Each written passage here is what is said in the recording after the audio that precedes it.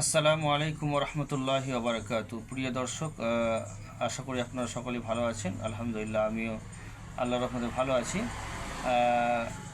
স্বাস্থ্য বিষয়ে ছোট্ট একটি আলোচনা আপনার সঙ্গে শেয়ার করতে চাই। সেটা হচ্ছে আমরা বর্তমানে দিনকে দিন সকলে যেন অসুস্থ হয়ে পড়ছি, তাই না? একেবারে ছোট্ট বাচ্চাদেরও এখন গ্যাসের বড়ি খেতে হচ্ছে। আর বড়দের তো কোনো কথাই নেই। সুগারের বড়ি, প্রেশারের বড়ি, গ্যাসের বড়ি, মানে নিয়মিত ওষুধ আমাদেরকে খেতে হচ্ছে এখন বর্তমানে। তারপরেও যেন আমরা সুস্থ হতে পারছি না।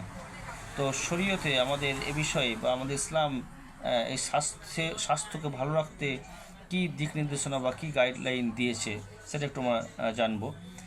আল্লাহ তাআলা বলছেন, ইয়া আইয়ুহাল্লাযিনা আমানু কুলু মিম্মা ফিল আরজি হালালান তয়্যিবা, যে হে ইমানদারগণ, তোমরা খাও সেই সমস্ত খাবারগুলো যেগুলো হচ্ছে হালাল এবং তয়্যিব, একবারে বিশুদ্ধ পিওর খাদ্য আর কি।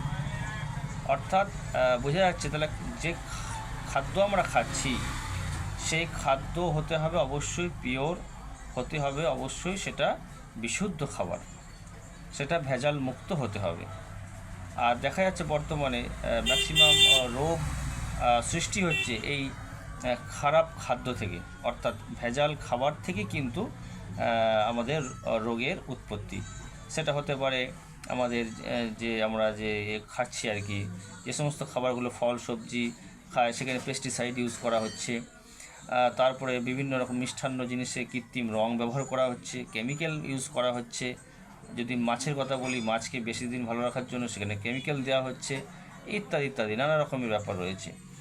তো আমাদেরকে প্রথম কথা হচ্ছে খাবারটা খেতে হবে, অবশ্যই পবিত্র খাবার খেতে হবে। দ্বিতীয় কথা, হাদিস থেকে আমরা জানতে পারি যে খাবার যে পদ্ধতি, অর্থাৎ আমাদের পেটকে তিন ভাগে ভাগ করে নিয়ে এক ভাগ খাবার থাকবে, এক ভাগ পানীয় থাকবে, এক ভাগ ফাঁকা থাকবে। যদি আমরা খাবারটাকে এইভাবে এই নিয়মে খাই, পেটকে খালি রেখে খাই, তাহলে কোনো কিন্তু রোগ বাসা বাঁধতে পারবে না, ঠিক আছে? আর যদি আমরা আল্লাহ তাআলা নিয়ম ঠিক মেনে চলি, 5 ওয়াক্ত সালাত আদায় করতে পারি, ফজরের সালাত সঠিক সময়ে উঠে আদায় করতে পারি, তাহলে দেখা যাবে এটা কিন্তু আমাদের স্বাস্থ্যের জন্য কিন্তু খুবই সহায়ক। হ্যাঁ, ইনশাল্লাহ কোনো মানুষ যদি 5 ওয়াক্ত সালাত সঠিক সময় আদায় করে, কোরআন তেলাওয়াত করে এবং আল্লাহ রাব্বুল আলামিন যে নিয়মে চলতে বলেছেন সেগুলো যেন ঠিক সেইভাবে চলি, আর আল্লাহর নির্দেশিত নিয়মে যদি আমরা খাবার গ্রহণ করি, তাহলে আমার মনে হয় যে আমরা পুরোপুরি একটা রোগমুক্ত আর সুস্থ জীবন আমরা লাভ করতে পারি।